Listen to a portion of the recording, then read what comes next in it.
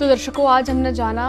कि सबसे पहले आत्मा और परमात्मा क्या है, इसका संबंध क्या है, जीवन और मरण क्या है, वैज्ञानिक दृष्टिकोण क्या है, हमारे धर्म, हमारे पुराण, हमारे शास्त्र क्या कहते हैं, और साथ ही लोक परलोक क्या है। मैं गुरुजी से अगर जानना चाहूँ, गुरुजी इसका निष्कर्ष क्या है?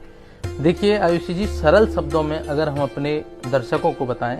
तो मैं आत्मा परमात्मा को ऐसे बताता हूं कि परमात्मा और आत्मा का संबंध यह है कि परमात्मा जो है वह, अगर आत्मा की बात करूं तो आत्मा जो है इस संसार का चेतन है और इसको जन्म देने वाली जो है, वह जन्म जो दे रहा है वो परमात्मा है। परमात्मा जो है उसका सर्वशक्तिमान रूप है, आत्मा का ही सर्वशक्तिमान रूप जो है परमात्मा है। और अगर मैं जीवन मरण की बात करूं तो जीवन मरण क्या है कि जो आत्मा है जो शरीर के साथ जुड़ती है तो उसको जीवन बोलते हैं, और जो शरीर से हट जाती है तो मरण बोलते हैं। और लोक परलोक की अगर मैं बात करूं तो लोक परलोक की अवधारणा इसलिए है क्योंकि जीवन मरण में, जीवन जब जिया तो आत्मा कुछ ना कुछ कर्म करेगी, और कर्म करेगी उसमें अच्छे कर्म भी करेगी, शरीर के साथ तो बुरे कर्म भी करेगी। अब उस आत्मा को, क्योंकि शरीर तो निकल गया, शरीर को तो जो होना था, परंतु वो आत्मा शुद्ध कैसे हो, इसलिए लोक परलोक की अवधारणा है कि उसमें जो है वह, अगर आत्मा ने अच्छा कर्म किया है तो उसको क्या है कि एक जो है स्वर्ग लोक में जाके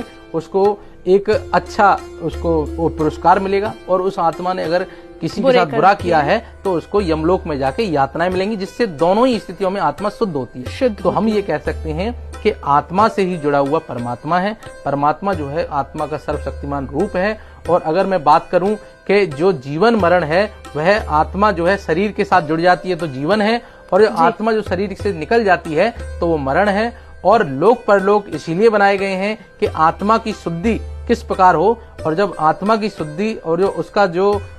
उद्देश्य है, जब आत्मा, जब परमात्मा ने अगर आत्मा को दिया, पैदा किया है, इस चैतन्य को, इसमें चैतन्यता शरीर में दी है, तो उसका कोई ना कोई उद्देश्य है। जब उस उद्देश्य की प्राप्ति हो जाती है तो आत्मा का परमात्मा से एक एकीकार होता है या उसका साक्षात्कार होता है, उसको ही हम लोग मोक्ष कहते हैं।